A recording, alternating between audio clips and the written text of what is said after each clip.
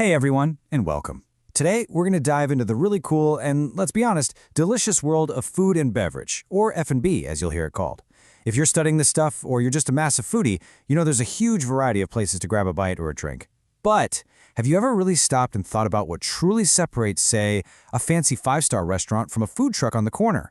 Or what makes a quiet little cafe totally different from a loud, thumping nightclub? Well, today, we're going to break it all down.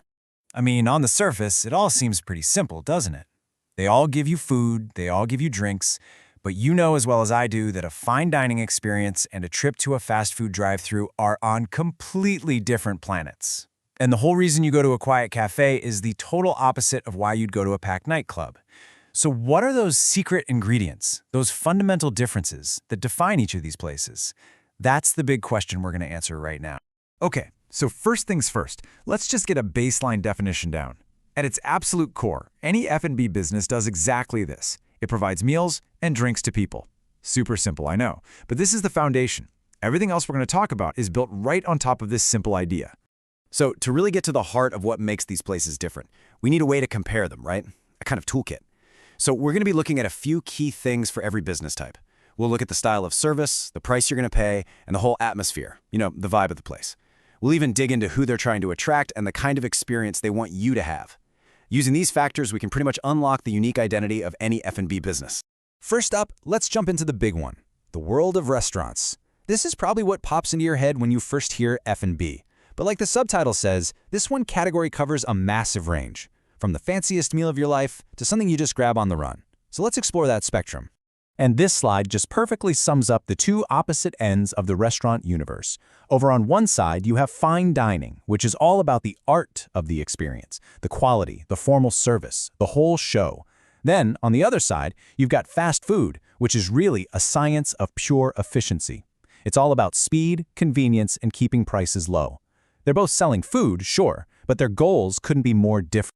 So when we talk about fine dining, we're talking about the whole package. You're not just paying for amazing food. You're paying for that perfect, almost invisible service, that elegant atmosphere. It's about having the time to really savor everything. Honestly, it's not just a meal, it's an event. Now, this is the sweet spot, the middle ground most of us live in. Casual dining gives you the perks of a restaurant. Someone takes your order, brings your food, but it's all in a super relaxed setting. There's no fancy dress code, the prices are reasonable, and it's perfect for a night out with family or friends. And then, of course, there's the fast food model. Everything, and I mean everything, is designed for one single purpose: speed. The menus are standardized so they can make the same thing perfectly and quickly every single time. The goal is simple: get you your food fast and cheap. So here's the bottom line. When you're looking at any restaurant, these are the four pillars you need to think about. How much is it going to cost? How are you actually served? How fast is the whole process? And what does it feel like to be there? That's what it all boils down to. Okay, let's shift gears. We're moving into a different kind of territory now, with cafes, bars, and pubs. And the big theme here, as you can see, is that socializing is the main event.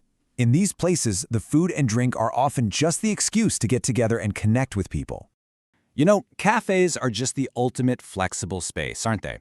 You can pop in for a quick coffee to go, you can settle in for a long chat with a friend, or you can open up your laptop and get some work done. The whole vibe is designed to be informal and relaxed, focusing on great drinks and some light food, like pastries or sandwiches. And that right there is the key difference. You can get food at a cafe, for sure, but it's not trying to be a restaurant. It's not the place you go for a three-course dinner. Its main job is to serve great drinks and give you a comfy spot to hang out for a while. Now, bars and pubs take that social idea and really crank it up. Here, alcoholic drinks are the star of the show, no question, and they often become these amazing community hubs. I mean, the word pub literally comes from public house, a place for the community to gather. Yeah, they'll have food, but it's usually there to complement the drinking and chatting, not the other way around. So, if you're ever wondering about the difference between a pub and a casual restaurant, here's your answer. Just ask yourself, is the main reason I'm here for the meal, or is it for the drinks and the conversation? That'll tell you everything you need to know about the place. All right, for our third category, we are diving into the night. We're talking about entertainment and nightlife. And for these places, the food and drink are really just supporting actors. The experience itself is the main event. Nightclubs are all about pure, high-energy entertainment. The entire business model is built around creating this immersive experience with music and dancing. And they make their money from door charges and selling a lot of drinks. The music is loud on purpose, the focus is 100% on the dance floor, and food. Well, food is usually not even on the menu. And this is a really important distinction to make between a nightclub and a bar. Think about it. You go to a bar or a pub to have a conversation. You go to a nightclub for an experience where the music and the energy are way more important than talking. So for our last category, we're going to flip the whole script. We're looking at businesses where the food comes to you. These guys break the #1 rule of most F&B spots by not even having a fixed location. Their whole identity is built on being mobile. Catering companies are basically restaurants without any walls. They exist on demand, creating totally customized food experiences for specific events, like a wedding or a big company party. Their entire service, from the menu to the location, is built around what the client wants. And then you have the amazing food truck, a true master of being agile. They have way lower costs than a restaurant, and they can literally drive to where the customers are, whether that's a music festival or a busy downtown lunch corner. They usually focus on doing just a few things really, really well and serving them up fast. So for both caterers and food trucks, this is the absolute game changer. They aren't chained to one address. This gives them the freedom to adapt and go to different markets and events in a way that a traditional brick-and-mortar spot just can't. Phew, okay. We have covered the entire F&B landscape, all the way from super formal restaurants to food trucks on the go. Now, let's pull it all together and look at the big picture. This final chart is your complete guide, letting us see how every single business type stacks up. This table just lays it all out so clearly. You can just follow the logic. Look at the price level. It goes from high all the way down to low and then becomes variable for catering. Or look at the service style, shifting from formal table service to quick counter service. But for me, the most interesting part is that key focus column. It tells the whole story.